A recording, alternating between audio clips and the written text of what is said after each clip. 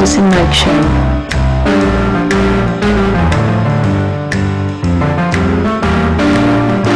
News. Commentary.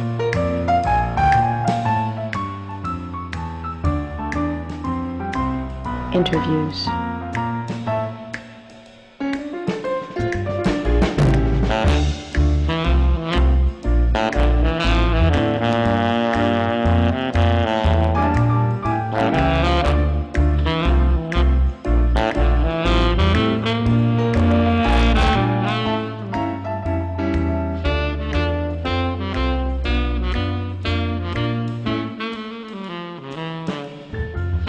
The Citizen Mike Show starts now. Hey, welcome to the Citizen Mike Show. Thanks for tuning in. We do appreciate it. My name is Mike Brodinski. On my right, the one and only Christopher K. Shortell. And our special guest in the studio tonight, representing the mighty 85th Assembly District, Mary Mushinsky. Mary, thanks for coming back on the show. Sure, Mike. Okay. We want to talk to you about a lot of stuff, but what's been in the news is tolls and tolling.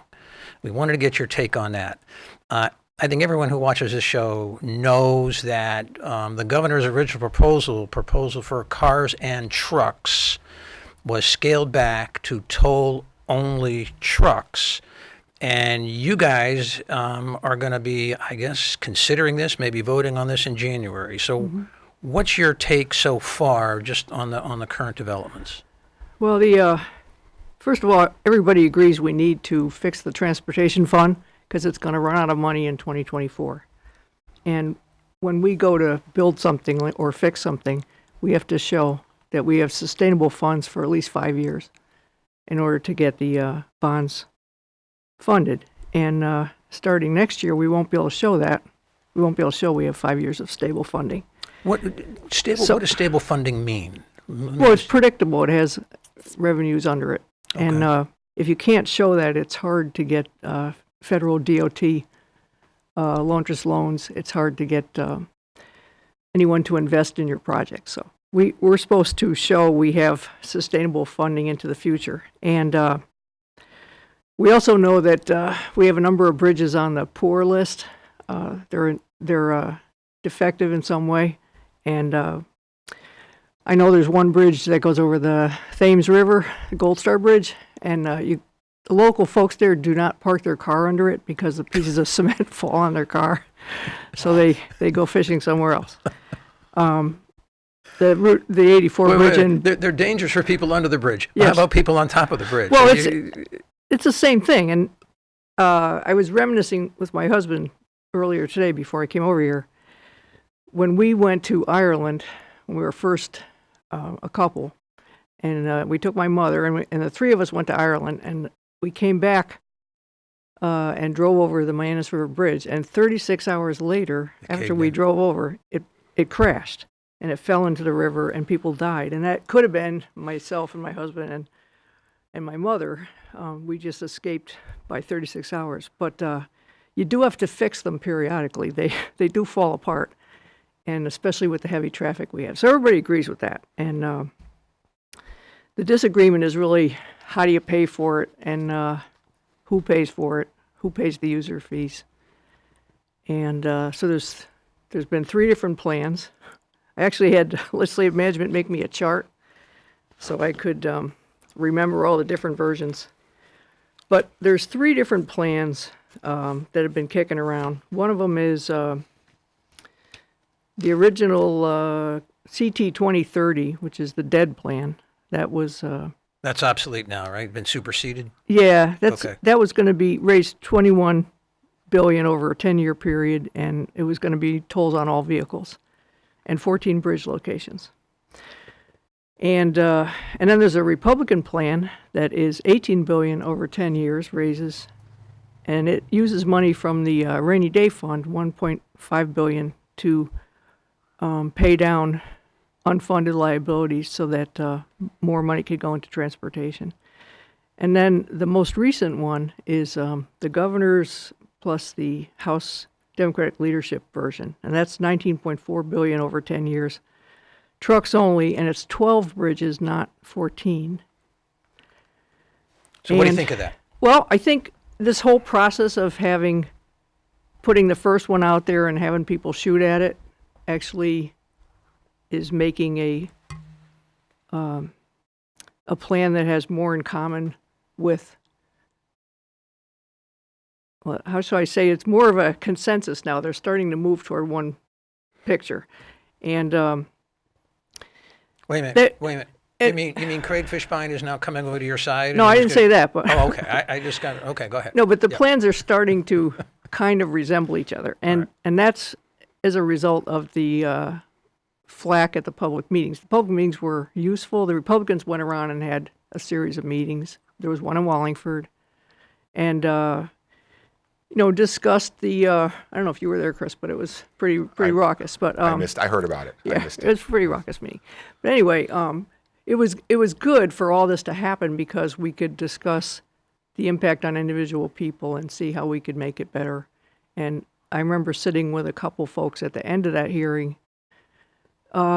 They brought in their personal travel time story, and they said, I go from this town to this town, and it takes me this long, and I'm going to pay this much in tolls, I think. And then we looked at the maps and calculated it. And for them, who have to go to their job, and they don't really have the option of taking the train in some cases. I do, because I go to Hartford, so I can take the train and get off in Hartford. But some people don't work in Hartford. They work in Torrington or Middletown or some other place, and they don't have the option of taking the public transit, so they're driving.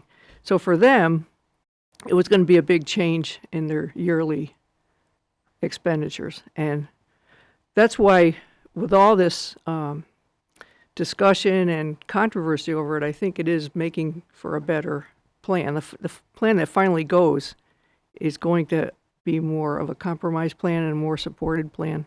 So, I mean, just I still don't expect to get Representative Fishbein's vote on it, but understood. I think we all do. Yeah. But it sounds like you could go along with this or something very close to it. yeah, I could. We do have to have a dedicated revenue stream. Okay. If you put it on the trucks only, you are going to collect money from out-of-state trucks, which do considerable damage to our bridges. And, anywhere between 40 and 50% will come from the out-of-state trucks, Okay. which makes sense. They're running over our state, they're using our bridges, they're deteriorating our bridges, and it makes sense for them to help pay to keep them up. Chris?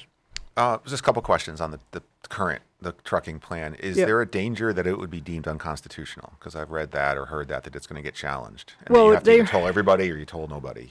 I don't Yeah, know. we think we'll be okay because we're tying it to specific deteriorated bridges Okay. that we named. So we think we'll be okay. But you're right, there is a suit going on in Rhode Island, and I expect the truck folks will probably take us to court too. Is there, and I think just from, another perspective would be that we talk about compromise, but if it does go through, it does still increase costs, because doesn't the cost of shipping things through Connecticut then increase? Aren't they just going to pass those costs on? So basically we're all still going to pay for it in some Yeah, they fashion? will, but everything, if you don't fix the bridges and they fall down, that costs too. Right. When the Mianus Bridge fell in, for a whole year or more, people were driving through Greenwich because there was no bridge. And we had to, the state had to scramble to try to get another bridge put up. So, and when people are stuck, they can't move on the public transit, or they can't move on the trains or on the highway system, then that costs too. If it takes you an hour to get to work and it should take you only a half hour, that costs. So neglecting the transportation system is not a good long-term strategy. It sets the state back. And every other state uses some technique to keep their roads and bridges in good condition, and we've got to come up with something ourselves. I'm sorry, could I go? No, go ahead. Finish that one. So is there a way to reassure people like me? Where do you drive to, by the way? No, I just mean people, right-wing cavemen like me. I'm not a right-wing caveman. But I guess I would want confidence that the money would go just to where it's supposed to go, because I feel like it doesn't happen today. And I'm, you mentioned the previous plans, and neither plan that came before this, neither the Republican one or the Democrat one cut spending. anywhere. And that's a concern to me. Why can't we cut spending? I know, can we find $21 billion in spending? Maybe not. But I feel like cutting spending, even to pay for part of it, that forces tough conversations. And that's something where, again, politically, though, people mobilize, they protest that versus, well, let's just tax the trucks. We still pay, but no one mobilizes because the downstream effect is we pay the cost because they raise their prices. So I guess I would just, to go back to my question, is there a way to ensure the money goes where it's supposed to go? Oh, for the first question, yes, because if you do this low interest bonding from the borrowing from the feds, you have to sign contracts with them. Okay. So you can't break your contract. So that'd be the first thing. The second thing you mentioned, I guess the closest to come to that would be if we cut some of the general obligation bonds that we normally spend on municipal projects and Clean Water Act and things like that. We could put some of that into the transportation fund, because the transportation fund with trucks only won't be as well financed as if it was all vehicles. So we're going to have to pull in some money from somewhere. So we could cut some of the general obligation bond projects, but for some town that gets cut, they're going to not be happy about that. I just want to fine tune that, and that's a good point, Chris, that you raised. So that would mean the school renovation project in Wallingford Might be on the list. Yeah.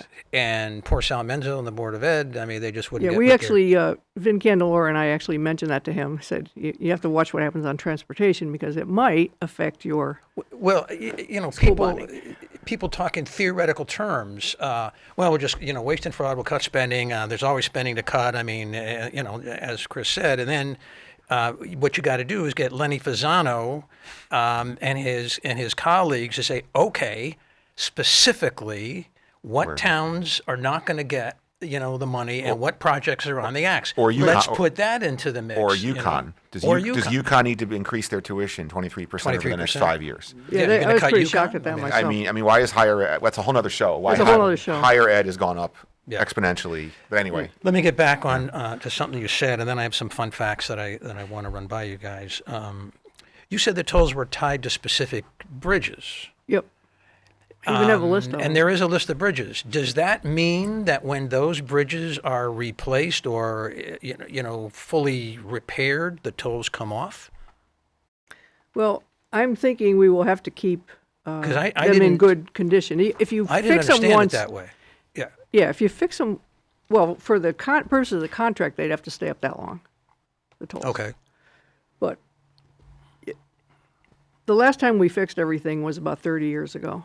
So it would be better to keep things in good condition rather than let them Well, the deteriorate assumption and I then- want to make, and you're my reality check, would it be reasonable for me to assume that when tolls go up, these 12 tolls, is it now 12 instead of 14? Yeah. The 12 goes up, and most of them are on bridges. They're not coming down.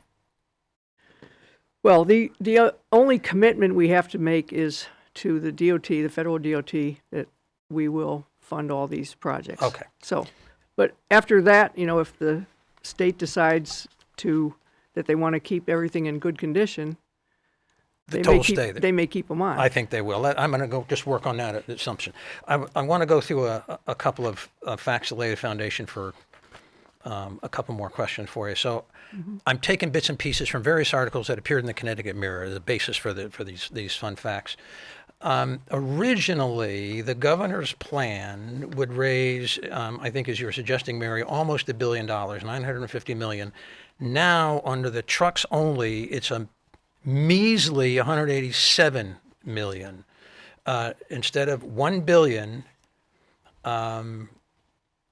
annually, it's now $187 million. I mean, it's really, really, really shrunk. It's a shrunken version of yes. By a lot.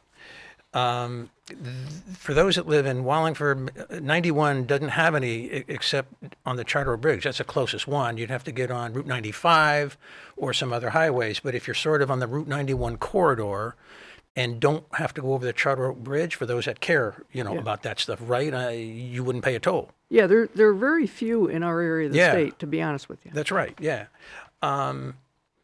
The reading now from the Connecticut Mirror, the average one-way toll for a truck in Connecticut with an Easy Pass transponder would be $8. I computed based on the chart that the governor's office put out, a light truck going from New York to Rhode Island would pay $8 and something like 13 cents. That's what the money is. So if you have to pass that on to consumers, Chris, you're only passing on $8 divided by the value of your freight. I mean, it's minimal. It's the principle. It's the principle of the thing. Well, it's also the money. But it helps when you quantify, say, okay, you're going to pass the cost on. But if you find out the cost is one S&H green stamp, you don't get so upset about it. That's the only point that I'm. Well, you pay either way, Mike. You pay if things fall down, or you pay. Yeah, but or I'm you listening pay to to keep the them noise. from falling down. But I'm listening to the noise, and the Yeah. noise is your goods and services are going to go up in price. My gosh, it's going to be inflationary, and I hear that argument. But when you quantify it and say, yeah, maybe a penny on a quart of milk, it's not such a serious problem. That's the reason why I raise this. But you don't agree. No, I agree. It's easier to do it that way because you're not going to have people mobilizing against it versus saying, I'm going to cut 10% of the state's employees because Yeah. we're going to save money. Yeah. Then you're going to have people mobilizing.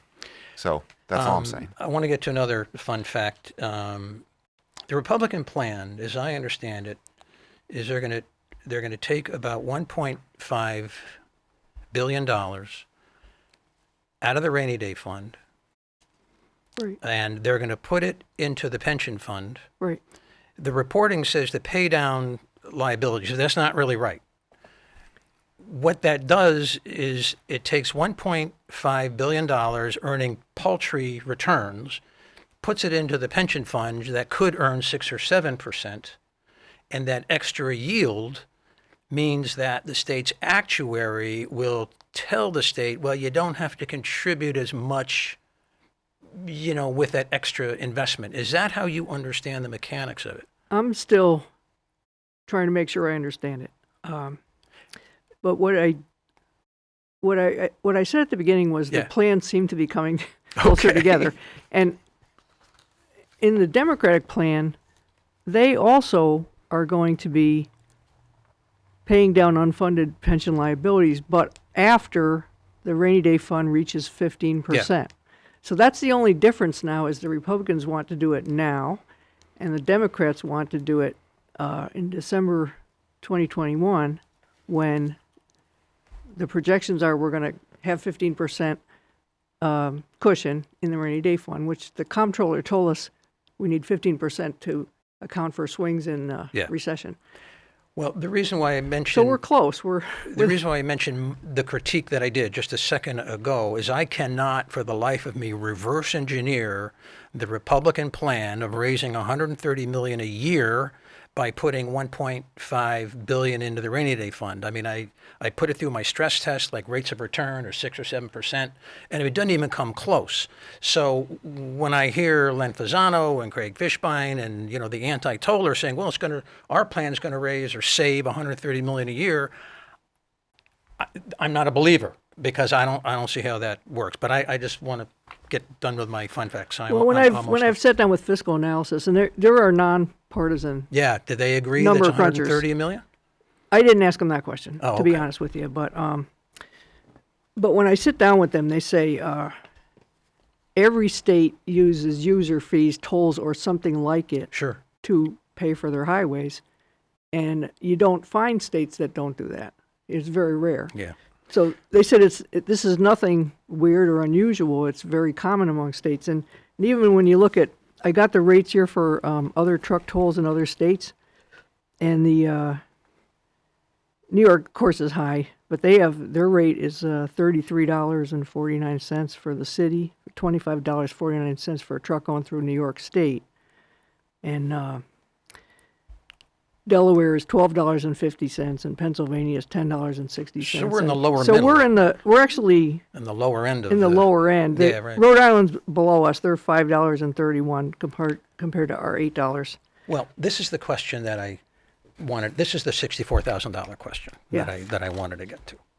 The argument against this plan is that, you say it's only trucks now, but you wait. Well, It's going to be cars soon. There has to and be a you're vote. being foolish into believing the politician's promise. you can't do cars, Mike, without a vote in the legislature. Well, There's still going to have to be a vote on it if cars are added. suppose the legislation, I have a solution to this. I'm not worried about it, but I think we need to address the scare tactics that I've heard from the right side of the aisle, that you're all suckers if you go along with this because they're going to put a toll on your cars. So as pithy as you can get, what stops that? And then I have an idea of my own. But Well, there has to be a vote at the legislature for that that's to happen. easy. You just vote. You just say, 5 years from now, everyone decides you need more money and toll gantries are up, and you say, well, it's only going to be a small car tax. I'm addressing these comments. It's not a criticism of you, but to the skeptics out there. I want to hear what comfort can you give? Because you get 2/3 Democratic majority in the House and in the Senate, and sure, they'll put tolls on cars, right? Isn't that the argument that you're hearing? Yes. So I just Well, it would have to be a vote. Okay. So if people are just as angry when that question comes up as Yeah. they are this year, probably won't go anywhere. So I think it was the governor. I think it's irresponsible, though, Mike, to do nothing.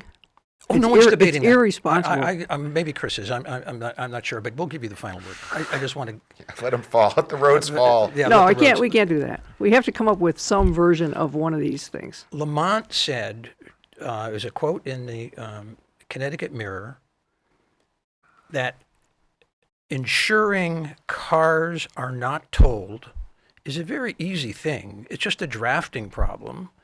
You just put a bond covenant in your bonding issue, include that into the contracts you have with the federal government, and it's no longer an issue.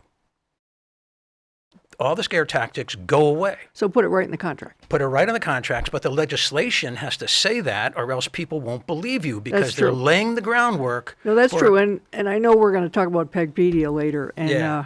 that's Okay. that's an example of why people don't trust the Bait and legislation. switch. So we'll address this again. We'll talk about So, this I mean, again in January. people, I can understand why people are nervous. And the best answer I can give is that it will be in the contracts with the feds when we borrow the money. Well, that's what I want to hear. See, so you can't get for- around the contract for with you- the feds. Okay. So, and your final thoughts on tolling? I think that I read an interesting article recently that talked about how tolls actually align somewhat with conservative principles. If you go back historically in our country, that it aligns with local control, and the article was in Reason.com, which is a libertarian site, and it's interesting. But I think the caveat is, if you got rid of the gas tax and just had tolls, that it's a user fee, Yeah. and that's so. I think there are arguments here, and I agree with you. We can't let the roads deteriorate, the bridges deteriorate. I just don't know if I feel like though I wish there was a way to cut more spending, but Well, you may get your wish, and Wallingford may not get something that they're or hoping to get. or UConn's tuition doesn't have to go up, and the UConn president can make $100,000. I'm just saying, I don't think it's just projects, but I get it that it would affect all of us. Cutting spending is easy to say, but it has real impact at the local. Yeah, because level. if they move So, general obligation bonds over to transportation, that means the things we normally fund with We don't general get. obligation bonds okay, all right. won't be. Let's pivot away from this. Chris, I can put my charts away. put now, your Mark? charts away. Okay. Yeah, we're not coming back to that until January. Okay. Which is like in 3 weeks. That's right. That's great. What do you got for Mary? All right. So pivoting to something that you're very passionate about, which is the environment Yep. and clean energy. I've been reading about the Park City Wind Project, which we're out to bid on right now. Can you talk about that? Yeah, there's offshore actually a wind? winner, apparently. There's a Oh, okay. winner on the first one. We can go to the bill that passed this year is a wind energy bill, and it allows us to solicit for offshore wind projects to go up to 2,000 megawatts of power. And it has to have an environmental and fisheries plan in it because they do disrupt whale migration and fisheries. And there have to be 20-year agreements for the electric companies to purchase the power from this wind power. And the first one just came in, and it was authorized by DEEP. It's 800 megawatts by Vineyard Wind I assume that's named after Martha's Vineyard, but I don't know. So they're the first winner, and I believe they will be building this in Bridgeport and possibly New Haven, and then bringing it out to sea. And it won't be in Long Island Sound; it'll be out at sea. But the construction will be here. Right, and that's going to bring jobs to Bridgeport. Yeah, it's jobs going to be for huge. It's a yeah. Yeah, I want to develop the impacts, the collateral impacts. So what are the positives, and if there are any negatives, what would they be? Well, the positive is it's clean energy. There's no fossil fuels involved. The negatives are it might interfere with whale migration, especially when they do the seismic testing to see where the... I don't care about whales. Rates. You don't care. Money. I care about money. I love whales, but I want No, to hear about money. rate-wise, the price has been coming down for renewables, so it's very favorable. But there are some fishing impacts. There are some large mammal and bird impacts too with these big blades. They're really huge, and anybody that's passing through that area is impacted. So, you have a picture. I have a picture. Yeah. So they're really enormous. Yeah, next time Next we'll put it time, up on the sorry, I screen. should- Okay. We got to. I just want to share with you folks, I really do care about whales. I've done a lot of whale watching. I really do care about whales, but we got to go through this project, and we'll have to figure out what to do about the whales. Right. We Tough have to- choices. Yeah. Tough Right, choices. they are tough Yeah. choices, but Yeah. but we got to get off the fossil fuels ASAP. The state deep environmental and energy and environmental protection. They just authorized. Well, actually, it was the state regulators authorized a new fossil fuel plant, natural gas in Killingly, and we all said. I was actually shocked because I thought they were going to say no. But they said yes. And I said, why? And they said, because ISO New England insisted that we needed it. And we have to listen to ISO New England. So you may see some legislation this year that brings us back from ISO New England, and unless they are willing to do more energy efficiency and clean energy, because they're still in the old mindset.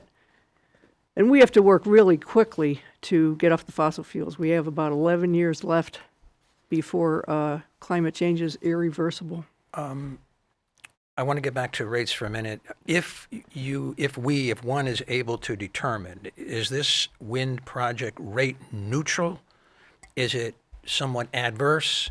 Does it help lower rates? Or again, we just don't know. In many states, it's already cheaper than fossil fuel. Okay. So I'm hopeful that's the same in this situation. The electric utilities enter into these agreements with the windmills, and they purchase the power, and they can recover the cost from the ratepayers. So it will have to benefit ratepayers as well. But that's already happening in other states, so I'm very confident. Two things I want to share with you. This comes from the Hartford Courant, I think in today's Hartford Courant. Eversource sets carbon neutral goal for the next decade. Lead sentence, Eversource pledged Wednesday, today, to be carbon neutral by 2030, turning to its own operations as the New England Gas and Electric Utility responds to growing climate threats, such as intensifying storms and heat waves. I won't read the whole thing, but that's an example of. No, that's a good step. That is a good step. Sort of leads the way. Then there was a letter to the editor that was in the paper yesterday, in the Hartford Courant yesterday. I'm not sure the author had it right, but it had to do with a rally, a young people rally at the Capitol to bring a message to Governor Lamont about climate change. I was there. So I talked to the students. The letter goes on to say these young people are smart, talented, and passionate. They're not going away. Their asks are not only reasonable, they are imperative. They want to meet directly with the governor, so on and so forth. Don't assume they're just kids who will go away if ignored. They have too much at stake. Quickly, what was your experience up there? It was very uplifting. As I and other environmental folks get older, we know that our tasks have to be taken up by the next generation. And That'd be Chris.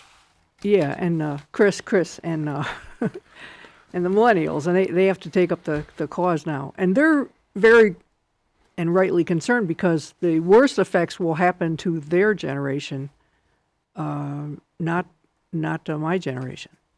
So my generation has to fix the problem because their generation will have all the water, food shortages, energy shortages, and Yeah, so we've on. been, on the show, we've been paying a lot of attention to climate change. We always have. I have for 9 years since we've been doing the show. And, Yeah. we sort of track these developments.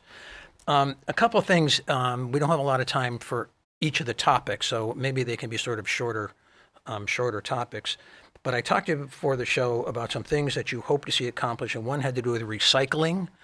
I didn't know what you had in mind, but if you could sort of wrap that up with a bow, what did you want to accomplish? Well, we have to put more producer responsibility out there for the products that are made and go into the recycle bin, because China used to take our mixed recyclables and now they won't take them anymore. And so even 2 years ago, towns were making money on recyclables, and now they're paying money to get recyclables taken away. And most of them are going to landfills in another state, which is not what we wanted. We wanted it to go back to the making new products. So since we can't ship to China anymore, we have to improve the recyclability of the products. One thing I would do right away is take glass out of the bins and make it a separate bin. Mm-hmm. That if you talk to the recycling companies, they'll tell you that glass is a big problem and gums up the machines. You can't separate it out from the plastics, and whereas if you can separate it, like with a returnable bottle law, you can make pure glass, and then you can melt it down and make something out of it that is even in Connecticut you can do that. So do you have hopes for this coming session, or? Well, we'll try. We had the votes last session, and leadership didn't want us to call the bill, and they made it go away. So That leadership, you know? yeah, no, that was that happened just at the end of the session. That leadership. So that was a problem. All right. Workforce training, that bill was vetoed, and because of this restaurant problem with the tip, I'm not tip sure. wages. I'm not sure I know what you mean by the workforce. I mean, that's another topic, but that's Yeah, okay. Let's get to it. It's What somewhat are you talking complicated. about There's a dispute over what wage you should get for different types of restaurant service. Okay, go ahead. And there's and gumming things up further, there's a class action suit by a large number of restaurant workers. And there was language in this manufacturing workforce training bill, which I was a big fan of. The bill I was a big fan of, not the extra language, but the extra language retroactively stopped the civil suit by the restaurant workers. And that's why the governor vetoed it. Who put that in? Well, good question. It came from leadership, and leadership. it hadn't been That leadership again. All the stakeholders hadn't been at the table, obviously. All right. But the governor said, I can't possibly sign something that goes retroactively back in time. What was it, a to poison undo- pill? Was that put in intentionally to kill this thing? No, they actually thought it would pass. All right. But the governor wouldn't let it go through because it went back in time. Good for him. And really, when you write laws, they should only go forward in time. Absolutely. Yeah, not back in time. It's probably illegal if it went back in time. Yeah, so that was the reason he vetoed it. But we do want to do the Workforce Training Authority, and we do want to expand the number of sectors that we train workers for. So that part of the bill is good, and actually was a co-sponsor of the original bill before it got screwed up. But that'll be back because we know that the really good paying jobs are in advanced manufacturing, and the more kids we can get into that field, the better off they're going to be, and the better off this town will be, and this whole part of the state. So we want to steer them into that. You can make a good $70,000 a year doing advanced manufacturing. That's really good money. Mm-hmm. Chris? You know, you talked about, we've had leadership references. So I had one of my other topics, it does involve leadership. I know something happened in the Senate. Yeah. So different from the House, but I wanted to ask you about it, that at the end of the assembly, the very end, right before midnight, a bill was introduced in the Senate, bipartisan, by Senate leadership, both sides, which would, I guess, reform the state Elections Enforcement Commission. It did not even get called for a vote, I don't believe. I think it died because it didn't get called for a vote, but it seemed very... It was like the one thing that you all agreed on. Not you, but in the Senate. The Senate all agreed on. They couldn't agree on a budget. They couldn't agree on anything else, but they agreed on this bill, and it drew a lot of criticism for lack of transparency. The fact, and even groups that would be in favor of some of the reforms said that the way it was the way it was introduced at the last 11th hour minute, yeah. outweighed any of the good it might do. Can you speak Yeah. to any of that? And I don't even know what it was going to do, or do you have issues with the SEC, or I don't know. No, I don't. But one thing that has been happening is I they've gotta been stop. This is the State Elections Elections Enforcement Yeah. Commission, and they police campaign finance Yes. Sorry, abuses yeah. I've or been audited many irregularities. times. So I just want to make sure. And that's so, what I've never been audited, but I might if anyone's watching this show. So and No, so they pick. They randomly pick people to audit. I could be on the list randomly. Yeah. and this was a bill to weaken the enforcement. Well, some of these bills are doing things like they shorten the timetable for the SEC to make a decision, and they also remove some of their staff. So they're asking them to come to decisions quicker and not dismiss cases. There have been cases dismissed because they hadn't finished them in a year, and so they were dismissed. But that's really mean to do that when you've just cut your staff. Either you give them more people, or you extend the timetable. Chris wants to know. I don't care, but Chris wants to know why would they do that? Isn't it, we I want. don't know. You got to ask the why would they? senators. It's just I don't know. I don't know. Was this peak? Was this just they were irritated or something? The vengeance? I don't know because I'm not in the Senate, so I don't know why they did that. I assume they were sending a message to somebody, but I don't know All right, what it so was. I got a process question for you. How can the Senate unilaterally pass a bill without the House signing on? Because at the last day, Oh, bills are held hostage and in hopes of getting another bill called. This is like a little you better walk game slowly of through chicken this. that happens on the last day. Okay. And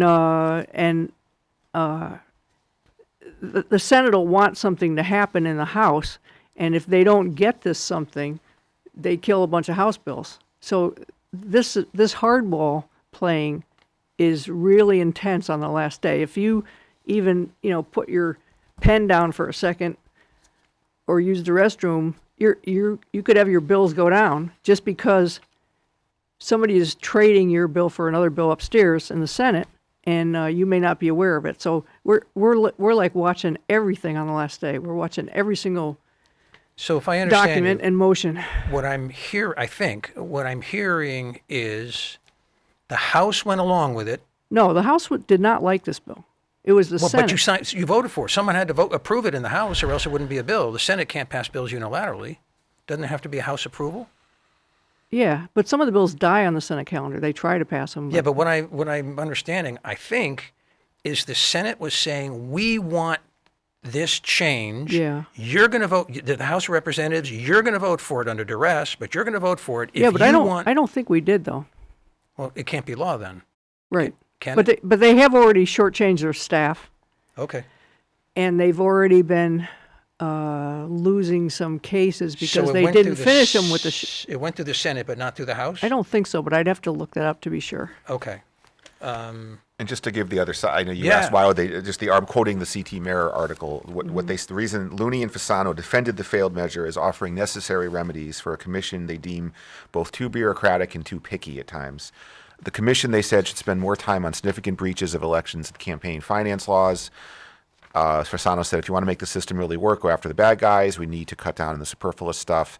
Then Looney added, I think there's an excessive bureaucratic aspect to what they do. They just need to improve their practices. So that, I guess that So was... they're giving them a message. yeah. The best way to fix that would be that before session starts in February, they should sit down with the SEC and say, here's what we think is nitpicky. Can we Right. agree on what is nitpicky? I remember putting in the signed forms, and they didn't have somebody's middle initial.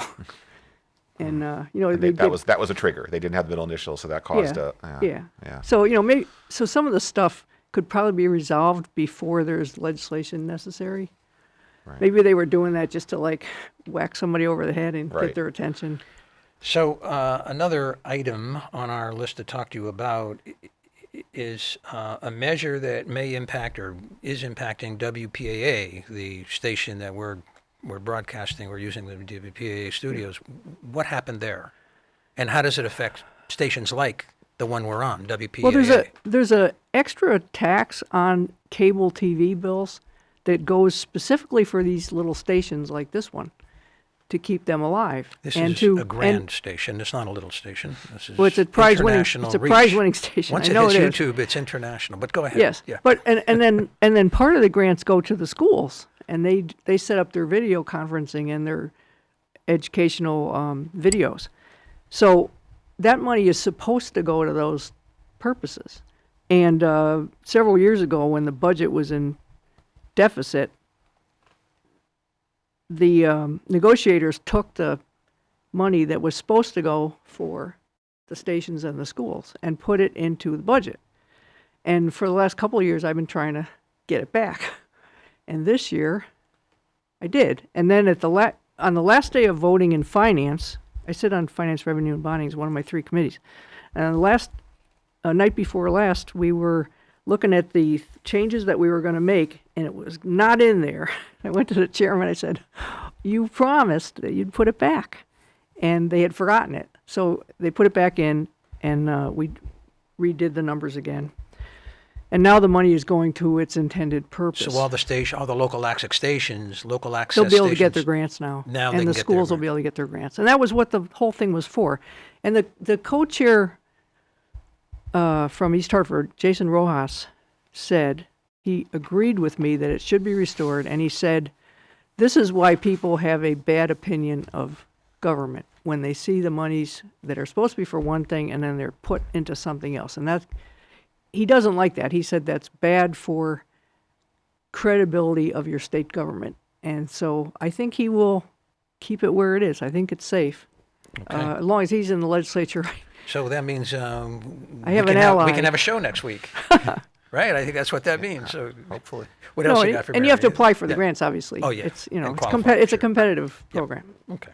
I just need to correct the record. I don't mean to go back on the environmental subject. You made Yeah. a reference, Chris, that it was our generation that Oh. had Chris and the millennials. I am not a millennial. I'm Gen X. We have some Okay. millennials: Christina Tata, Tom Laughlin, Joe Yep. Joe Marone. Not really. Those are millennials. But I just Yeah. I just have to clarify that. Some No, of the I viewers. didn't. I didn't include Oh, you. good, in the good, millennials. good. I said Chris and the millennials. Right. I mean, I look good for my age, but I'm not. Yeah, I'm not a millennial. Okay. Okay. This is the important stuff that we Yeah. cover on the Citizen I Mike can't show. believe it. We're going to edit this out. Right. Bruce, don't edit it out. Can I save things to Bruce? All right. Yeah, whatever you want. The last thing I had on my list was kind of back to transparency. Yeah. There is the Partnership for Connecticut, which was the big charitable donation by the Dalio Partnership. And there was some criticism that I guess it's a hybrid, that the state's pitching in money Right. to match. And so it's kind of a hybrid public-private, but they were exempted, I guess, from FOI requirements. And I guess, could you talk about that? And what maybe, how do you feel about that? Did you agree with it? Well, first of all, where the state got some of its money to do the state's match was out of the Energy Efficiency Fund. So I Okay. was not happy not happy about about that. that. No, Okay. but they're not going to do it again. They said it was just for the past fiscal year. They're not going to do it since July 1st. But that money was stolen, so I was very unhappy because we used that to do energy efficiency in homes and businesses. Right. But that fund is building up again since July 1st. But on the merits of the accountability, it's some of it is private money. There's $100 million from his private foundation partners, and then his foundation is putting in 120 at a time, and then the state is putting in 120 at a time. So, where there's public money involved and where there's grants involved, there needs to be open books on that. I think what they wanted to do was talk about what it makes sense to focus on to get the school kids' achievement up, and they wanted to do that as a freewheeling discussion behind the doors, Right. which is okay with me. But I think anything involving money really has to be out there. It's not only public money, but also foundation money. And foundations put out these booklets every year and show what they spent their money on. And I think these guys are going to have to do the same thing because we have to see some results from these grants. We expect to see the kids be more successful after they've had this extra help. And if it doesn't work, we need to know that so we can move the grant money somewhere else. I'm having a little trouble with that. So they have a freewheeling discussion behind closed doors because If the doors were open, it wouldn't be freewheeling, I think is what you're saying. Well, in my private life, I work off grants myself, and I work on rare projects. Yeah. And everything has to be laid out. All the expenditures have to be laid out and what you're going to do and how you measure yourself and all that. But if you're having a discussion about who do we want to work on this particular school that's struggling, do we want these people? No, these guys are, in private you can say, these guys don't have a good enough reputation. We would prefer not to work with them. So the important decisions are made behind closed doors. I'm saying the freewheeling discussion handpick about who they want in private. There's no transparency, but then when it says, okay, we now vote $2 million for this group, it's all been laid out in behind closed doors. No, I'm saying that, for example, Yes. like maybe somebody on the board I didn't mean to get thinks that, argumentative, but I don't know what happened in there because I'm not one of the leadership that sits on All it.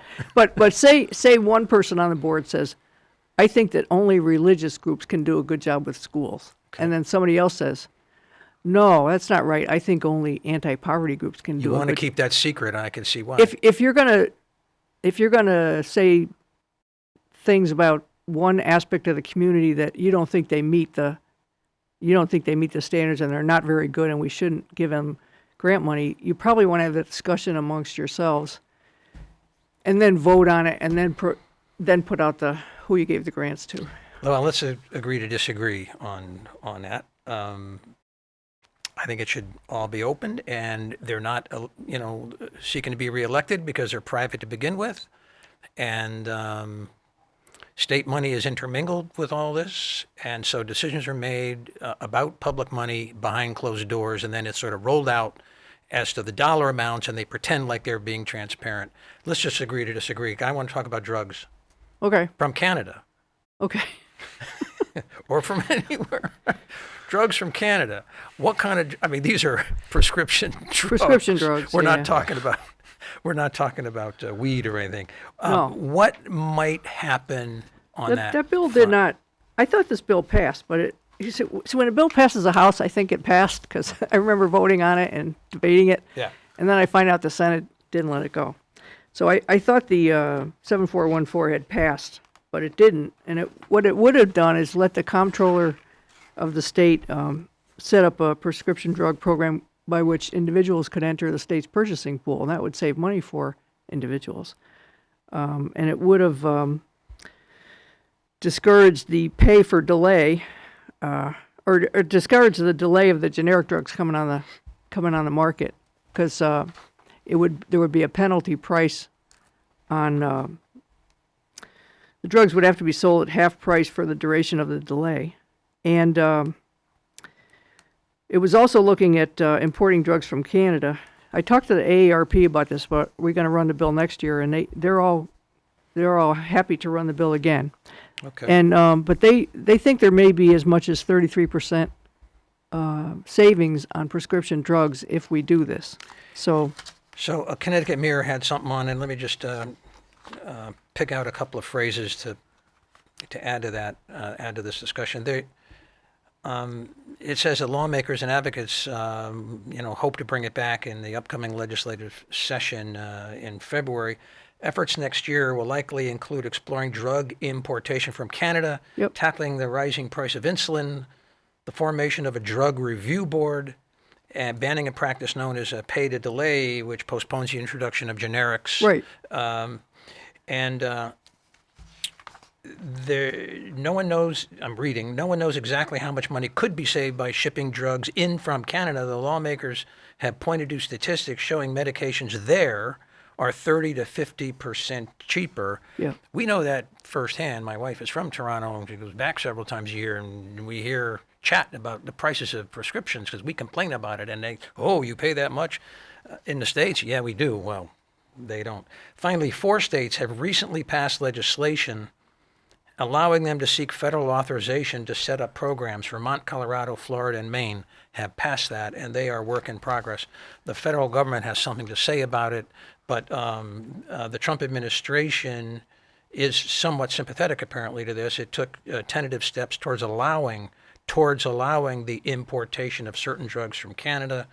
and the burden of proof would be on the states to show that they're safe and it would be cost effective. So there's one other thing we could do, which I just found out about recently. The state of Maryland's the first one to do this. They're going to regulate price gouging in prescription drugs.